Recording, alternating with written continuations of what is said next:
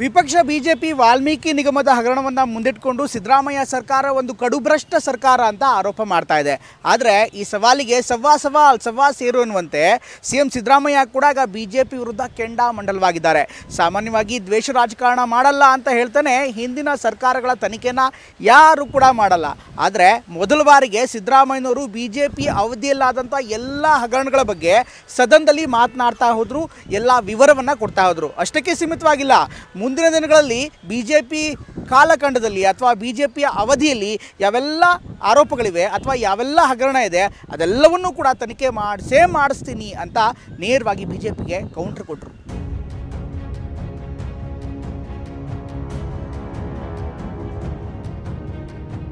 ಶಿವನೀಶ್ ಹಗರಣ 1923 BS ಯಡಿಯೂರಪ್ಪನವರು, ಬಸವರಾಜ ಬೊಮ್ಮಾಯಿ ಅವರು ಮುಖ್ಯಮಂತ್ರಿಗಳು, ಅಶ್ವಥ್ ನಾರಾಯಣ ಕನ್ಸರ್ನ್ ಮಿನಿಸ್ಟರ್, ಸುಮಾರು 500 ಕೋಟಿ ಹಗರಣ.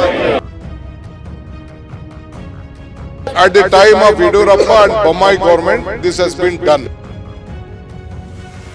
ಇವರ ಮೇಲೆ ಯಾವ್ಯಾವ ಎನ್ಕ್ವೈರಿಗಳು ನಡೀತಾ ಇದ್ದಾವೆ. 115 ಪ್ರಕರಣಗಳಲ್ಲಿ ಇವರು ಹಾಕಿ ನಾಚಿಕೆ ಆಗಲ್ಲ ಇವರಿಗೆ. ಆಮೇಲೆ ಯಡಿಯೂರಪ್ಪ ಮತ್ತು ಕುಟುಂಬದ, ವಿಜೇಂದ್ರ ಕುಟುಂಬದ ಆದಾಯ ಮೀರಿದ ಆಸ್ತಿ ಪ್ರಕರಣ 106 ಕೋಟಿ.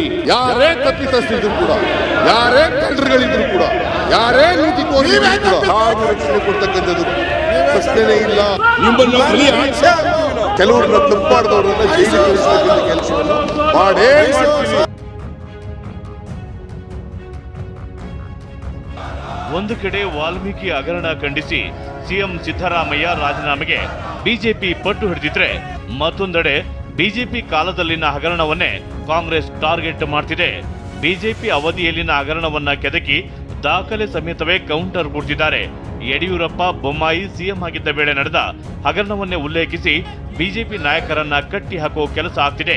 ವಿಪಕ್ಷಗಳ ಹೋರಾಟಕ್ಕೆ ಸಿಎಂ ಸಿದ್ದರಾಮಯ್ಯ ಹಗರಣಗಳ ಪಟ್ಟಿ ಬಿಚ್ಚಿಟ್ಟು ಕೆಂಡದಂತ ಸಿಟ್ಟು ಹೊರಹಾಕಿದರು. ಈ ಮಧ್ಯೆ ಇದೀಗ ಡಿಸಿಎಂ ಡಿಕೆ ಶಿವಕುಮಾರ್ ಹೊಸ ಬಾಂಬ್ ಹಾಕಿದ್ದಾರೆ. ಯಡಿಯೂರಪ್ಪ, ಬೊಮ್ಮಾಯಿ ಸಿಎಂ ಆಗಿದ್ದ ವೇಳೆ 300 ಕೋಟಿ ಹಗರಣ ಅಂತ ಹೇಳಿದ್ರು. This is at the time of Yediyurappa and Bommai government, this has been done.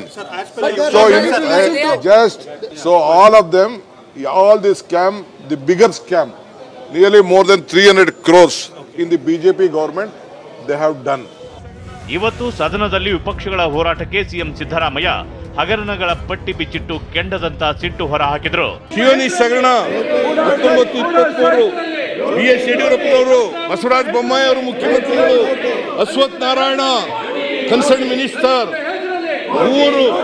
ಸುಮಾರು 500 ಕೋಟಿ ಹಗರಣ. 500 ಕೋಟಿ ಹಗರಣ. ಆಗ CAG ವರದಿನಲ್ಲಿ ಇದು ಉಲ್ಲೇಖ ಆಗಿದೆ. CAG ವರದಿನಲ್ಲಿ ಇದು ಉಲ್ಲೇಖ ಆಗಿದೆ. 500 ಕೋಟಿ ಹಗರಣ ಕಿಯೋನಿಕ್ಸ್ ನಲ್ಲಿ. ಯಡಿಯೂರಪ್ಪನವರು ಮುಖ್ಯಮಂತ್ರಿ, ಬಸವರಾಜ ಬೊಮ್ಮಾಯಿ ಅವರು ಮುಖ್ಯಮಂತ್ರಿ, ಅಶ್ವಥ್ ನಾರಾಯಣ ಕನ್ಸರ್ನ್ ಮಿನಿಸ್ಟರ್. ಇದಿಷ್ಟೇ ಅಲ್ಲ, ಬೊಮ್ಮಾಯಿ, ಯಡಿಯೂರಪ್ಪ ಸಿಎಂ ಆಗಿದ್ದ ಕಾಲದಲ್ಲಿನ ಹಗರಣವನ್ನೇ ಉಲ್ಲೇಖಿಸಿದ ಸಿಎಂ ಎಲ್ಲವನ್ನ ಬಿಚ್ಚಿಡ್ತೀನಿ ಅಂದ್ರು. ಈ ರಾಜ್ಯದ ಹಿತ ಕಾಪಾಡಬೇಕು, ರಾಜ್ಯದ ಜನರ ಸಮಸ್ಯೆಗಳ ಬಗ್ಗೆ ಚರ್ಚೆ ಮಾಡಬೇಕು. ಅವರಿಗೆ ಆಸಕ್ತಿ ಇಲ್ಲ. ರಾಜಕೀಯ ಮಾಡಬೇಕು, ಪ್ರಚಾರ ಮಾಡಬೇಕು. ಮಾನ್ಯ ಅಧ್ಯಕ್ಷರೇ, ಇವ್ರ ಕಾಲದ್ದೆಲ್ಲ ಹೇಳ್ತೀನಿ. ಈಗ ನಾನು ಇವ್ರ ಕಾಲದಲ್ಲಿ ಏನೇನಾಯ್ತು, ಇವ್ರ ಮೇಲೆ ಯಾವ್ಯಾವ ಎನ್ಕ್ವೈರಿಗಳು ನಡೀತಾ ಇದ್ದಾವೆ, ಎಷ್ಟು ಎನ್ಕ್ವೈರಿಗಳು ನಡೀತಾ ಇದ್ದಾವೆ ಅಂತಕ್ಕಂಥದ್ದೆಲ್ಲ ಹೇಳ್ತೀನಿ. ಹಾಗಾದ್ರೆ ಸಿಎಂ ಸಿದ್ದರಾಮಯ್ಯ ಹೇಳಿದ ಹಗರಣಗಳ ಪಟ್ಟಿಯಲ್ಲಿ ಏನೇನಿದೆ ಅನ್ನೋದನ್ನ ನೋಡೋದಾದ್ರೆ, APMC ಹಗರಣ, ದೇವರಾಜ ಅರಸು ಟ್ರಕ್ ಟರ್ಮಿನಲ್ ಹಗರಣ, ಪ್ರವಾಸೋದ್ಯಮ ಇಲಾಖೆ ಹಗರಣ, ಕೋವಿಡ್ ಹಗರಣ, PSI ನೇಮಕಾತಿ, ಬಿಟ್ಕಾಯಿನ್ ಹಗರಣ, ಕಿಯೋನಿಕ್ಸ್ ಹಗರಣ, 40% ಹಗರಣ, ಪರಶುರಾಮ್ ಥೀಮ್ ಪಾರ್ಕ್ ಹಗರಣ, ಕಂದಾಯ ಇಲಾಖೆ ಹಗರಣ, ಕೃಷಿ ಇಲಾಖೆ ಹಗರಣ,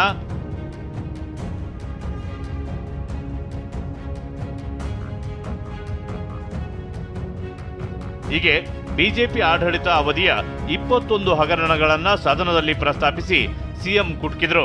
ಆಕ್ರೋಶಭರಿತ ಮಾತುಗಳನ್ನೇ ಆಡಿದ್ರು. 171 ಪ್ರಕರಣಗಳಲ್ಲಿ ವಿರೋಧ ಪಕ್ಷದವರ ಮೇಲೆ 115 ಪ್ರಕರಣಗಳಲ್ಲಿ ಇವರು ಹಾಕಿ ನಾಚಿಕೆ ಆಗಲ್ಲ ಇವರಿಗೆ. ಮನ ಮರ್ಯಾದೆ ಇದೆಯಾ? ಇದು ಪ್ರಜಾಪ್ರಭುತ್ವನ? ಇದು ಸಂವಿಧಾನ ಹೇಳಿದೆಯಾ? ಸಂಸದೀಯ ವ್ಯವಸ್ಥೆ ಇದೆಯಾ? ಇವರಿಗೆ ಸಂವಿಧಾನದ ಬಗ್ಗೆ ಗೌರವ ಇಲ್ಲ, ಪ್ರಜಾಪ್ರಭುತ್ವದ ಮೇಲೆ ಗೌರವ ಇಲ್ಲ, ಸಂಸದೀಯ ವ್ಯವಸ್ಥೆ ಬಗ್ಗೆ ಗೌರವ ಇಲ್ಲ. ಅದರಂತೆ ನಡ್ಕೊಳ್ಳಲ್ಲ ಇವರು. ಬಾಯಿ ಬಂದಾಗಿ ಬೇಜವಾಬ್ದಾರಿತನದಿಂದ ಮಾತಾಡ್ತಾರೆ ಇವರು. ಇಷ್ಟೇ ಅಲ್ಲ, ವಿಜಯೇಂದ್ರ ಯಡಿಯೂರಪ್ಪ ಕುಟುಂಬದ ಆದಾಯ 100 ಕೋಟಿ. ಇದರ ಬಗ್ಗೆ ತನಿಖೆ ಯಾಕಿಲ್ಲ, ಇದರ ಬಗ್ಗೆ ಯಾಕೆ ಮಾತಾಡಲ್ಲ ಅಂತ ಪ್ರಶ್ನೆ ಮಾಡಿದ್ರು.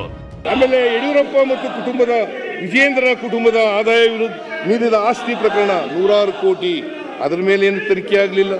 ಯಡಿಯೂರಪ್ಪನವರ ವಿರುದ್ಧ ಗ್ರಾಮೀಣಾಭಿವೃದ್ಧಿ ಸಚಿವರಾಗಿದ್ದ ಈಶ್ವರಪ್ಪ ಅವರೇ ರಾಜ್ಯಪಾಲರಿಗೆ ದೂರು ಕೊಟ್ಟರು. ಇದರಲ್ಲಿ ಯಾರನ್ನು ರಕ್ಷಣೆ ಮಾಡೋ ಪ್ರಶ್ನೆ ಇಲ್ಲ ಅಂತ ಸಿಎಂ ಕೆಂಡ ಕಾರಿದ್ರು. ಯಾರೇ ತಪ್ಪಿತಸ್ಥರಿದ್ರು ಕೂಡ, ಯಾರೇ ಕಳ್ಳರುಗಳಿದ್ರು ಕೂಡ, ಯಾರೇ ಲೂಟಿಕೋರಿದ್ರು ಕೂಡ ಅವರಿಗೆ ಶಿಕ್ಷೆಗೆ ಒಳಪಡಿಸತಕ್ಕಂಥ ಕೆಲಸವನ್ನು ಮಾಡ್ತೀವಿ. ಯಾರಿಗೂ ರಕ್ಷಣೆ ಕೊಡ್ತಕ್ಕಂಥದ್ದು ಪ್ರಶ್ನೆನೇ ಇಲ್ಲ. ಯಾರಿಗೂ ರಕ್ಷಣೆ ಕೊಡ್ತಕ್ಕಂಥ ಪ್ರಶ್ನೆ ಇಲ್ಲ. ಬಿಜೆಪಿ ಕಾಲದಲ್ಲಿನ ಹಗರಣದಲ್ಲಿ ಬಿಜೆಪಿ ನಾಯಕರನ್ನ ಬಲಿ ಹಾಕ್ತೀವಿ, ಜೈಲಿಗೆ ಕಳಿಸ್ತೀವಿ ಅಂತ ಸಿಎಂ ಸಿದ್ದರಾಮಯ್ಯ ಶಪಥವನ್ನೇ ಮಾಡಿದ್ರು. ಸುಳ್ಳು ಆರೋಪಗಳನ್ನು ಮಾಡಿದ್ರು ಕೂಡ ನಾವು ಬಗ್ಗಲ್ಲ, ಇದರಲ್ಲ, ಜಗ್ಗಲ್ಲ, ನಿಮ್ಮನ್ನ ಬಲಿ ಹಾಕಿ ಎಲ್ಲ ತನಿಖೆಗಳನ್ನು ಮಾಡಿಸಿ ನಿಮ್ಮನ್ನ ಬಲಿ ಹಾಕಿ ಕೆಲವರನ್ನ ತಪ್ಪು ಮಾಡಿದವರನ್ನ ಜೈಲಿಗೆ ಕಳಿಸ್ತಕ್ಕಂಥ ಕೆಲಸವನ್ನು ಮಾಡೇ ಮಾಡ್ತೀವಿ ಅಂತಕ್ಕಂಥ ಮಾತುಗಳನ್ನ ಹೇಳಲಿಕ್ಕೆ ಬಯಸ್ತೇನೆ. ಸದನದಲ್ಲಿ ಗಲಾಟೆ ಕೋಲಾಹಲ ಹೆಚ್ಚಾಗ್ತಿದ್ದಂತೆ ಸ್ಪೀಕರ್ ಗರಂ ಆದ್ರು. ಇಷ್ಟಾಗಿ ಮಧ್ಯಾಹ್ನದ ನಂತರ ಸದನವನ್ನ ಸೋಮವಾರಕ್ಕೆ ಮುಂದೂಡಲಾಯಿತು. ಕಿರಣ್ ಹನಿಯಡ್ಕ ಜೊತೆ ಈರಣ್ಣ ಬಸವ, TV9 ಬೆಂಗಳೂರು.